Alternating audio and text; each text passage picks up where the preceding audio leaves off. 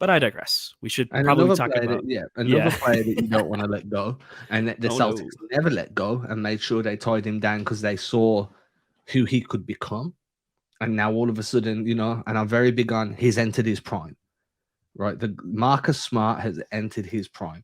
And it's one thing saying this is what a player could be. It's another to be like, yo, this is what he could have been. And he actually hit that ceiling. And here we are, defensive player of the year, Marcus Smart, throwing 10 assists, hitting on like 10, 15, 16 points, throwing off the back ball passes, defending the best player on the opposing team. And this was a guy everybody said wasn't a starting point guard for a championship team. I mean, he's proved everybody wrong, right? Like, I don't think Mhm. anybody at this point would be like, hey, Marcus Smart is not that guy. I mean, and I think the biggest thing right now is his ball movement. That was always the knock that people had against him. And I've been a firm believer of when he buys in, when he's moving the ball and he's making the right decisions, he is the perfect fit for this team because he's not a defensive liability. In fact, he's a defensive monster. And instead of having a guy that's going to eat up shots like some of the other guards that you're going to see in the league that are starting point guards, like a Dame Lillard or a Kyrie Irving or Kemba Walker when he was playing, you've got a guy who's willing to sacrifice his looks and to keep the ball moving and give you top tier defense in the process.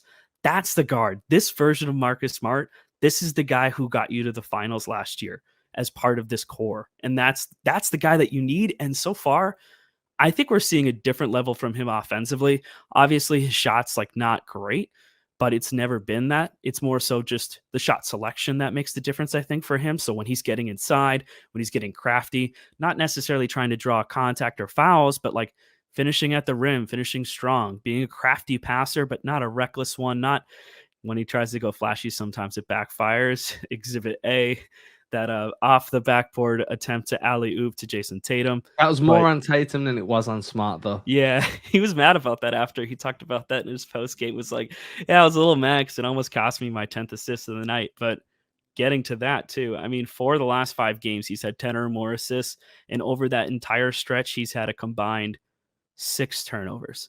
So like we're seeing this. This is what you want from Marcus Smart: limited turnovers, insane amount of assists.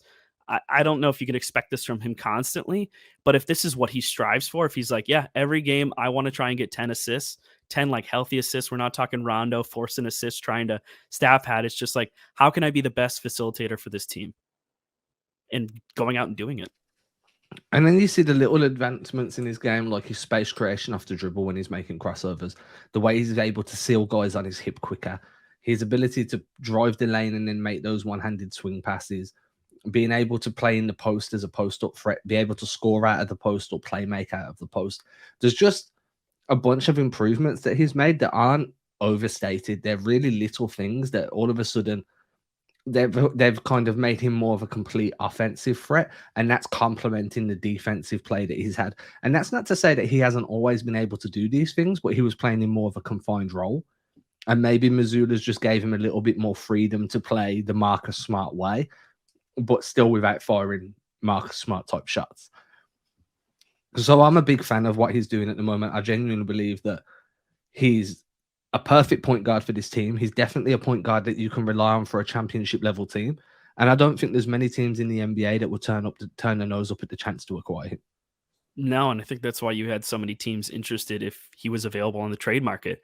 I know the Timberwolves specifically were really, really interested in him before they went out and they got Pat Beverly. I know that was something that was, out there in the ether. I think the big thing for me, I also want to give my credence to Damon Stoudemire. Stoudemire has done apparently a lot of work with Marcus Smart on developing his game as a point guard.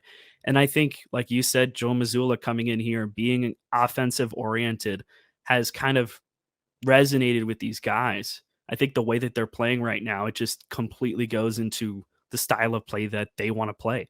All of a sudden, it's, hey, if we're out there and we're running and we're spacing the floor, we're going out there with pace, we're moving the ball, the game becomes so much easier. These shots are falling because we have so much space. Teams don't know how to defend us. And for Marcus Smart, where it's like you need him to be the facilitator around here. You need him to be the guy getting guys open, helping quarterback that offense as well as that defense.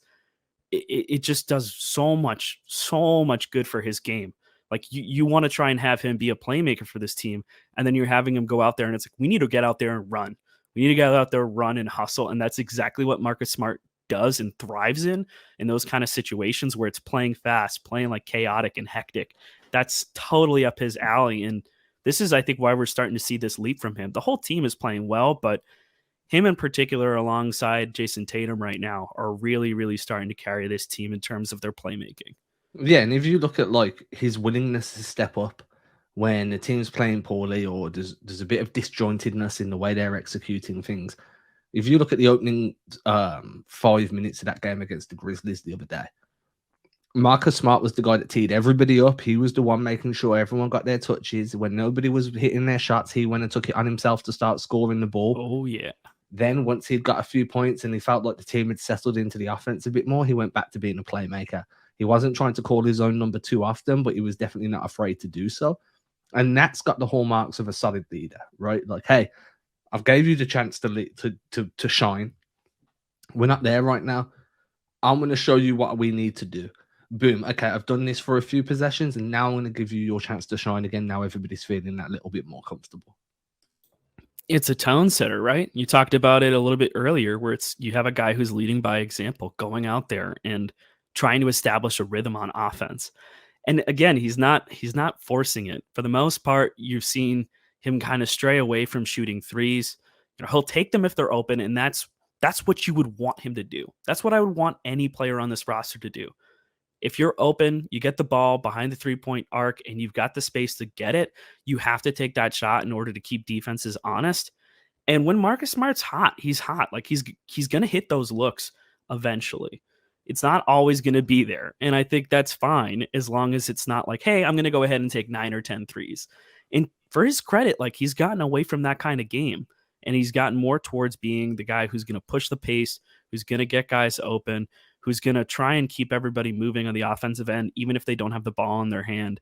And it's been really awesome to see because I think there was a period in time where people were really, really hard on Marcus, and sometimes it still happens. But I think as these kind of performances stack up, it's going to be really, really hard for people to have that kind of argument and stand on one leg with that because I don't see him not being the point guard for this team. You know, they went out and they got Brogdon. Sure, great. He's a facilitator. He's a fantastic guard too. But this is Smart's role. Smart is the starting point guard for this team, and he's not going anywhere. He shouldn't be going anywhere. So anyone that does want him to go somewhere tough, kick rocks. Kick rocks, yeah. With that, we're going to leave you for another day.